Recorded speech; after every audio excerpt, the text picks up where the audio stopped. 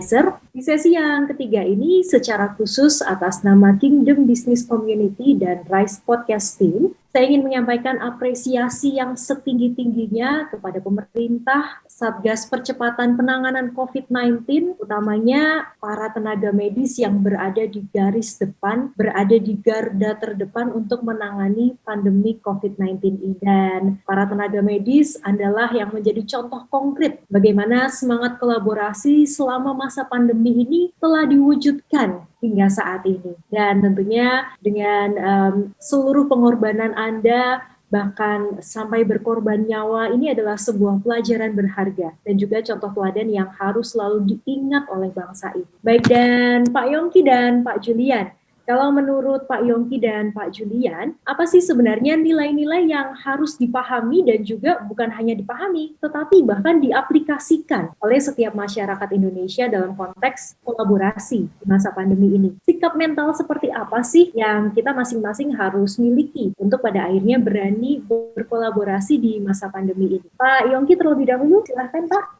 Ya, Michelle, kita kan suatu komunitas, ya. Komunitas ini selalu harus bisa saling mendukung, gitu loh. So, intinya memang kita dari dulu dibina oleh Master Julian di sini untuk bisa menjadi suatu komunitas yang berguna, gitu istilahnya ya. Dan selalu menjadi pionir. Nah, jadi ada ceritanya nih, ya. Karena KBC harus jadi pionir. Ternyata KBC juga pionir menjadi penderita COVID juga di awal-awal di sana. itu yang menjadi kita bergeraknya lebih cepat, lebih awal gitu loh ya. Jadi kita di awal-awal udah langsung bikin grup ya, mencoba mengakses situasi karena kawan kita kena COVID gitu loh ya. Kita nggak tahu mesti ngapain, rumah sakit juga nggak tahu mesti ngapain, ceritanya sangat scary waktu itu ya kan. Jadi saya juga connect dengan pemerintah, ini gimana penanganannya, ya macam-macam lah. Akhirnya ya kita bergerak lumayan ya, istilahnya ini mencari jalan gitu, tidak hanya menolong teman kita, tetapi juga menolong negara di sana, di mana kita mulai bikin grup, mencari itu APD, karena kan kita udah mulai mendengar itu tenaga medis kena COVID-nya juga seperti itu, waduh. APD mahal, jarang lagi susah. Waduh, kita kumpulin teman-teman ya sana sini, siapa yang punya informasi tadi yang saya katakan ada yang namanya siapa di mana punya apa gitu istilahnya ya kan. Jadi kita koordinasikan. Nah, setelah itu mulai dibuka Wisma Atlet. Nah, saya juga minta tolong ke teman KBC dari Wisma Atlet, dari kolonel yang in charge di sana, Pak minta kaos kaki. Wah, saya blast di KBC, ada yang punya pabrik kaos kaki nggak? Wah, ternyata ada, nyumbangin. Wah, ribuan juga, lumayan gitu loh ya kan. Saya nggak punya modal gitu loh, beli-beliin semua, tapi ya ada orang yang punya hati berikan A, B, C seperti itu. Ada yang, Pak minta susu, butuh susu, vitamin macam-macam, kita supply lagi, kita kontak yang punya pabrik susu. Ya, jadi banyak hal nih kita dapetin dari sampai kaos. Ya, saya kontak asosiasi garment, waduh punya, aduh, pokoknya apa aja diminta kita berikan gitu, kita kirim ke sana. Jadi inilah kalau saya bilang salah satu kolaborasi, nggak pakai modal, tapi ya itu dia menggerakkan mereka yang punya sesuatu itu, punya hati untuk ngebantu, kita tenaganya gitu loh. Ya, bahkan beberapa teman-teman retail itu sudah menyiapkan truk-truk gratis. Siapa yang beli sesuatu yang banyak di sini kita antarkan ya ke Wisma Atlet, kemana semua gratis Pak kita kirimin. Waduh.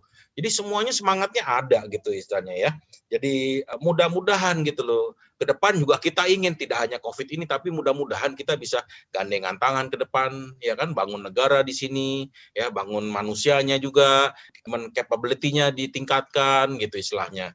Nah, makanya perlu pemikiran-pemikiran dan juga gerakan-gerakan move ya yang tepat gitu loh. Jadi jangan cuma mengandalkan pemerintah, tapi memang kita sendiri yang harus bergerak di sana gitu loh. Banyak misi-misi yang harus dilakukan dengan kolaborasi, udah nggak bisa sendiri gitu loh. Makanya sekarang terkenal namanya istilahnya ekosistem ya. Jadi istilahnya berkolab dengan berbagai macam supaya bisa menembus atau bisa survive di tengah kompetisi yang sangat tinggi di sana. Makanya kita bergandengan membuat suatu ekosistem agar bisa sustain, bertahan. Tanpa ekosistem nggak bisa seperti itu gitu loh. Ya, ini seru. Jadi kalau buat kita nih ngelihatnya seru di sini. Nah, makanya kita kalau seminar ataupun edukasi juga udah mulai berpikir, jangan mulai usaha sendiri-sendiri, harus bisa coba cari ya partners gitu loh ya. Nah, satu contoh terakhir ini yang saya mau kasih juga mengenai kita ya, di dalam negeri kita ekonomi minus kemarin. Saya prediksi di kuartal 1 ini masih tipis-tipis nih ya, paling tinggi 0,5% ya, nanti bulan April kan kita lagi tungguin datanya Q4 pasti minus di sini gitu loh. Nah, saya melihat adalah semua orang berusaha untuk menjual sesuatu di Indonesia. Nah, ternyata yang beli kan nggak ada. Ya kan, uangnya nggak ada, makanya di market tuh hilang 25% penjualan barang-barang konsumen gitu ya, hilang karena nggak ada daya beli. Nah, kita berpikir ini mesti ke ekspor, ya kan, mesti ke Cina kan paling grow duluan, recover duluan, dia udah plus duluan, 1 quarter doang dia minus di sana. Perlu ke sebelah nih, ke Australia nih, ya yang lagi berantem sama Cina di sana, dia pasti perlu barang, kursi, makanan, semua dari mana? Paling gampang Indonesia gitu loh. Nah, makanya kita lagi konekin semua. Ya, kekuatan Indonesia siapa yang bisa ekspor, tapi ikutin peraturan semua yang ada di Australia di sana gitu loh. So intinya kita collab dengan orang-orang diaspora yang ada di Australia di sana. Kasih tahu kita dong, ya syaratnya apa dong, izinnya apa dong, bisa bantu urusin nggak? Nanti bisa bantu supply chain-nya nggak di sana? Oh bisa. Makanya kita di Kamar Dagang Indonesia lagi membuat suatu platform online dan offline dua-duanya di sana. Kita gerakan semuanya.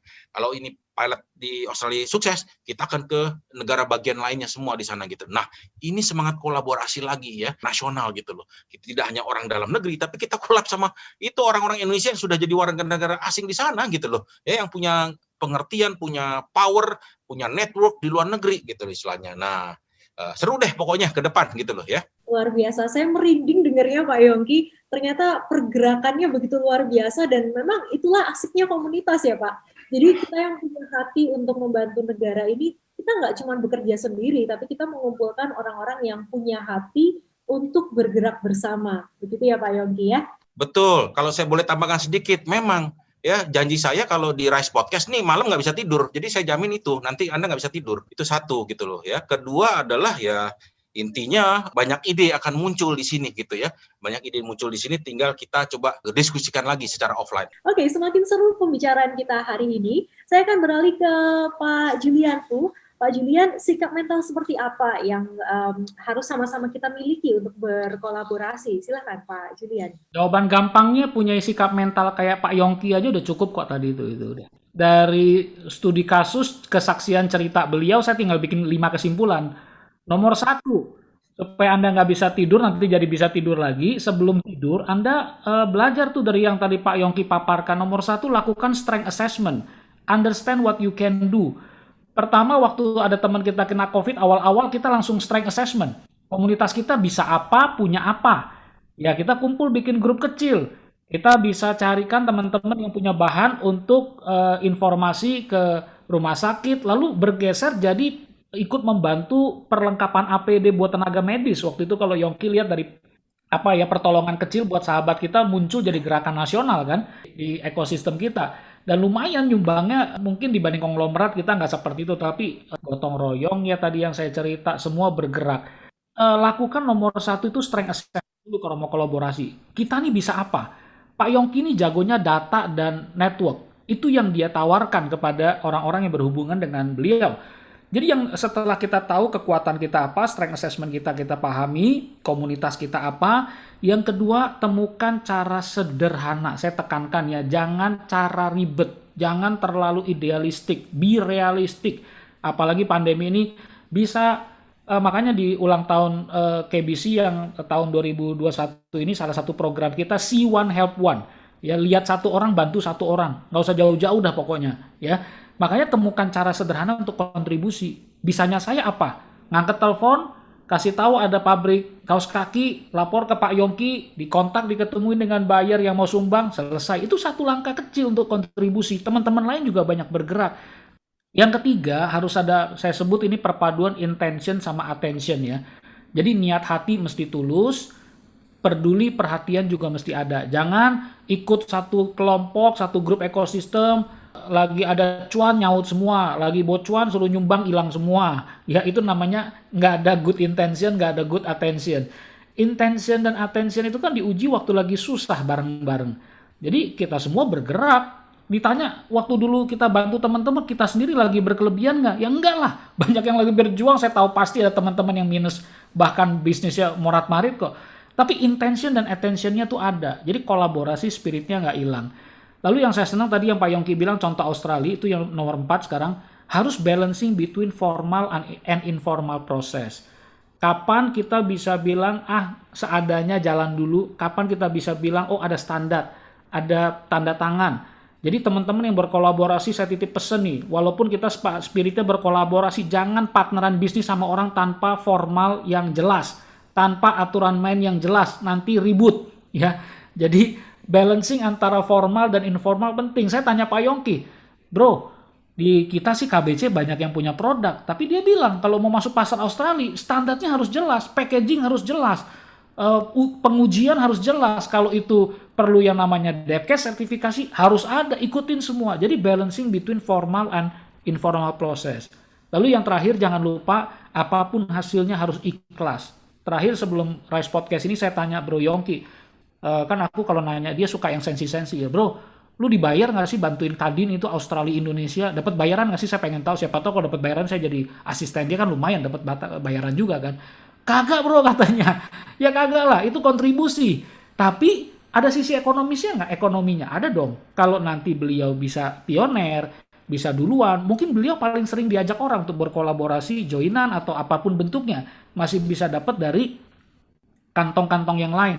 Jadi yang terakhir buat saya harus tanpa pamrih, nggak boleh ada hidden agenda, ikhlas gitu, apapun hasilnya. Mau ada untungnya buat kita, nggak ada untungnya buat kita, itu urusan nomor berikut lah. Yang penting spiritnya sekarang spirit memberi dulu itu. Thank you Pak Julian, catatan saya cukup banyak ya, ternyata ada banyak sekali insight-insight baru yang dari pembicaraan kita hari ini, baik dari Pak Yongki ataupun Pak Julian. Mungkin satu kesimpulan sederhana, satu kata kunci sederhana yang saya ambil, ini adalah bergerak bersama, begitu ya Pak ya. Jadi bukan hanya orang-orang yang punya power saja yang bisa bergerak untuk menuntaskan COVID ini, tapi semua masyarakat, apapun yang bisa dikerjakan, kita harus bergerak bersama ya Pak ya. Baik, dan luar biasa, Riser berharap apa yang kami sampaikan hari ini mampu memotivasi dan juga menyemangati kita semua. Apapun profesi Anda, apapun bisnis Anda, siapapun dan dimanapun Anda berada, tentunya kita semua mari bergerak bersama untuk menuntaskan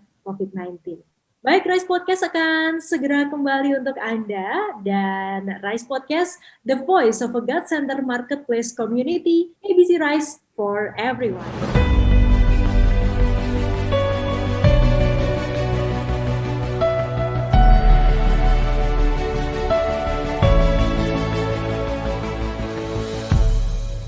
Oke Riser, sekarang kita sudah tiba di sesi terakhir untuk episode perdana ini. Dan seperti yang saya sampaikan tadi, bahwa sebelum kita mendengarkan closing statement dari narasumber kita mau simak dan dengarkan terlebih dahulu inspirasi-inspirasi mengenai bagaimana menginternalisasi dan membagikan semangat kolaborasi, khususnya di masa pandemi ini. Pak Yongki dan Pak Julian, saya persilahkan. Ya baik, kalau kita lihat jadi ini adalah suatu krisis ya, krisis yang luar biasa setahun ya. Dulu ya umur saya sih udah tua ya, so intinya 57 nggak pernah ngalamin kayak begini gitu loh. Kalau zaman dulu mungkin pernah ya ada epidemi atau pandemi luar biasa. Nah ini baru pertama kali gitu istilahnya. Jadi ini suatu krisis luar biasa. Nah kita menghadapi suatu krisis biasanya yang terguncang adalah apa? Ya spiritual kita. Ini sebenarnya masa-masa spiritual kita bisa bangun gitu loh. Ada suatu guncangan di sana, guncangan namanya meaning system ya. Arti hidup itu apa guncangan ya. Masih beruntung nih kalau kita hari ini masih saudara nggak ada yang meninggal ya kan, masih bisa ada dapat gaji masuk dan seterusnya gitu loh ya kan. Tapi mereka yang hilang tadi saya katakan, waduh luar biasa terguncang, bisnisnya hilang ya, pegawai yang diandalkan hilang, family-nya hilang gitu loh. Lama-lama goals-nya hilang ya, tujuannya hilang, attitude-nya berubah di sana, nilai-nilai juga berubah ya kan. Nah fokusnya juga berubah gitu loh. Nah ini dia nih. Ini guncangannya berat buat banyak orang sebenarnya gitu loh. Makanya kita mesti coba saling cek dengan teman-teman ya, saling jaga ya, berkolaborasi, ajakin mereka untuk bisa recover sama-sama di sana gitu loh. So buat saya sih sebenarnya ini adalah suatu spiritual experience ya, bukan hanya krisis ekonomi, kesehatan, tapi adalah spiritual experience juga di sana.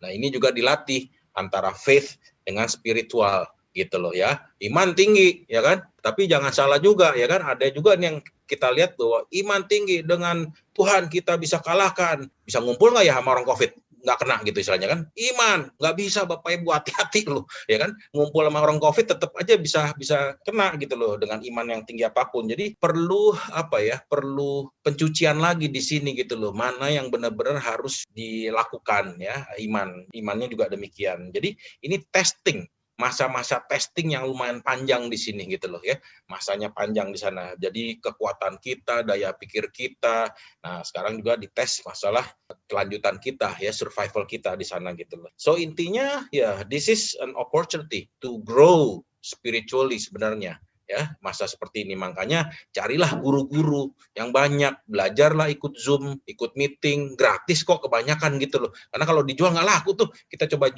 jual Zoom nggak laku-laku, jadi gratis semua, kenapa nggak ikut gitu istilahnya, kuliahnya gratis semua. Dulu harus bayar ratusan ribu, jutaan, sekarang gratis.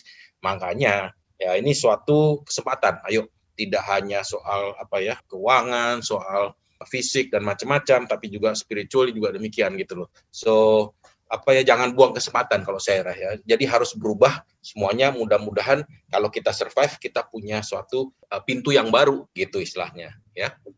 Oke Pak Julian, silahkan.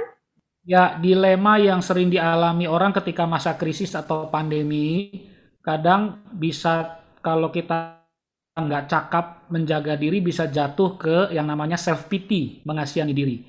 Saya aja lagi susah, gimana mau nolong orang lain? Itu self pity. Saya aja lagi berjuang gitu, mau kolaborasi kepo banget gitu ya. Jadi kita jadi banyak perspektif yang membuat kita jadi patah. Kalau kita menjadi warga negara Indonesia yang baik pun, sila pertama udah dikatakan ketuhanan yang Maha Esa, iman kepada Tuhan kan. Justru di tengah masa sulit ini ujian terbaik buat kita melihat kita ini berhati besar nggak? Belum tentu loh Anda banyak uang tapi berjiwa besar. Malah banyak orang yang saya lihat dari keterbatasannya punya hati besar, memberkati, memberi, menolong orang lain dari keterbatasan dia. Di tengah pandemi ini banyak muncul unsung hero, pahlawan yang tidak terdengar nyanyiannya. Tapi sebenarnya mereka lah pahlawan sebenarnya. Contoh yang tadi Michelle ngomong di petugas medis. Coba bayangin mereka tiap hari berjibaku, memberikan waktu mereka. Yang nyerah udah berapa banyak di negeri. Yongki tahu tuh datanya tuh. Di Eropa yang jadi suster udah pada resign, udah pada nggak kuat. Jadi banyak sekali yang bisa kita lakukan. Saya mau tutup kalau ditanya dari saya, keywordnya atau tipsnya apa ya? Udah ingat satu kata aja deh, kontribusi.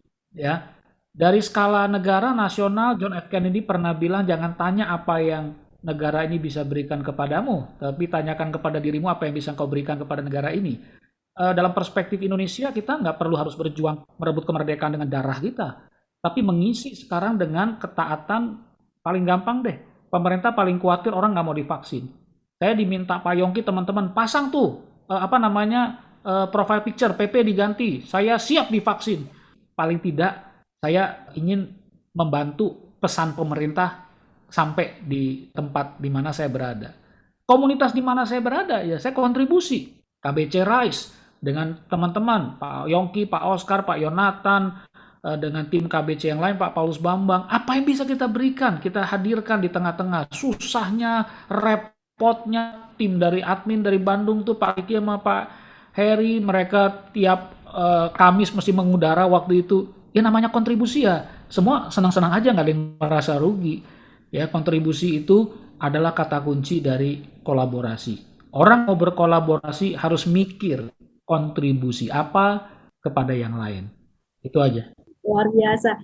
Baik, dan sekarang tiba waktunya untuk Pak Yongki dan Pak Julian untuk memberikan closing statement yang singkat ya Pak ya, terkait dengan pembicaraan kita malam hari ini, yaitu adalah semangat kolaborasi di masa pandemi COVID-19 ini. Silahkan Pak Yongki. Ya, closing dari saya simple sih. So intinya ngerangkum tadi yang kita bicarakan Julian dan saya.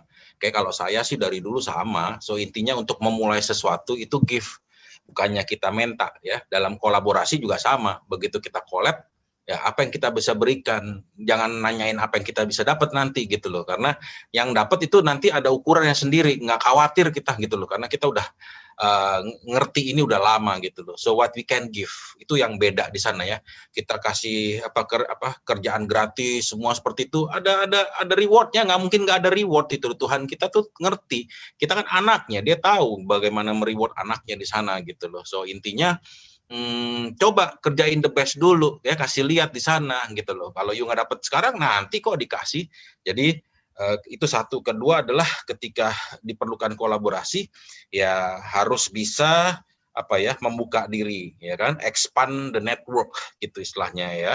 Lantas number of colleague ya, colleague itu adalah teman-teman dekat, tambahin lagi di sana gitu loh ya. Kalau udah biasa begini, orang baru pun jadi colleague tuh bisa seperti itu, karena sebentar aja loh kayak udah lama banget udah ngeklik di sana gitu loh ya kan. Lantas juga apalagi ya, berani ya untuk bisa eksplorasi seperti itu ya, itu topik besar ya, explore di sana untuk ke depan di sana. Team up dengan orang-orang yang terpercaya. Jadi kalau udah mau bentuk tim ya harus yang terpercaya. Nah kalau yang non kooperatif tuh biasanya bangun tembok, ya kan, langsung isolasi, nggak mau ini nggak mau itu, bahkan ngumpulin kerjaan, dikasih kerjaan banyak sana sih dikumpulin karena dia serakah.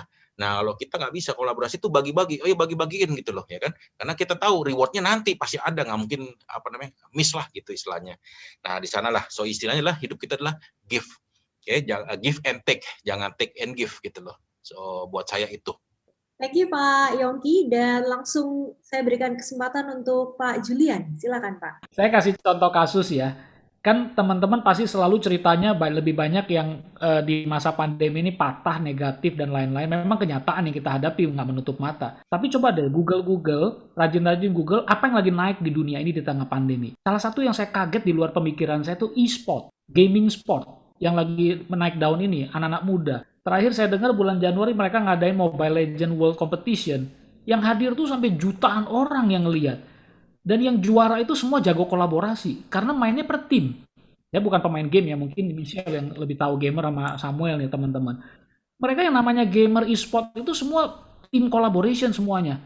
Ya bahkan ada yang lebih aneh lagi, juara dunia, yang satu di Kanada anggota timnya, yang satu di Amerika, yang satu di Ukraine, bisa kolaborasi jadi satu tim memenangkan juara-juara dunia.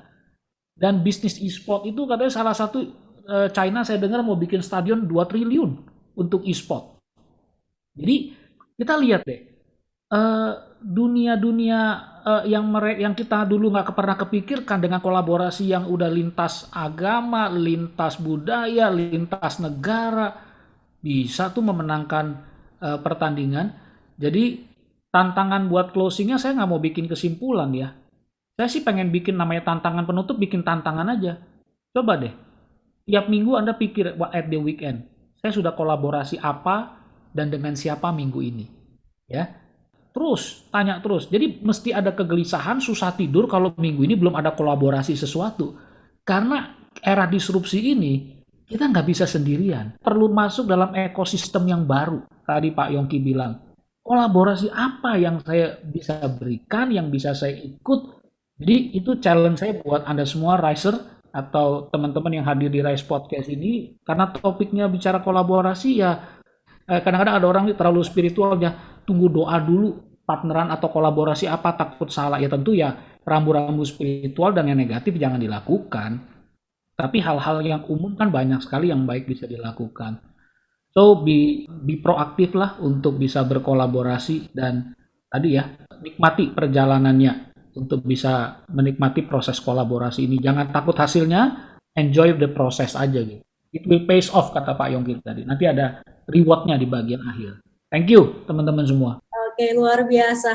Terima kasih Pak Julian Fu, terima kasih Pak Yongki Susilo, dan tidak terasa Riser, dengan demikian usai sudah Rise Podcast edisi perdana ini menemani Anda dalam episode Rise Podcast Special Edition bersama dengan Pak Yongki Susilo dan juga Pak Julian Fu dari Kingdom Business Community. Kita akan berjumpa kembali minggu depan, tapi sebelum kita berpisah, saya kembali mengajak Anda semua, baik Anda yang menonton ataupun mendengarkan Rise Podcast ini, untuk mengunjungi media sosial dan juga website kami di www.kbc.or.id, dan juga tentunya jangan lupa follow, like konten kami di Instagram di @kbc.id, dan selanjutnya pastikan Anda subscribe, like, and of course give your comment dalam akun YouTube kami dan juga akun podcast kami, baik di Spotify, Google Podcast, Apple Podcast, dan juga SoundCloud dengan nama yang sama, yaitu adalah Rise Podcast. Rise Podcast, the voice of a God-centered marketplace community. We podcast with heart, KBC Rise for everyone. Saya Michelle Angelia dari Rise Podcast untuk Indonesia. Sampai jumpa.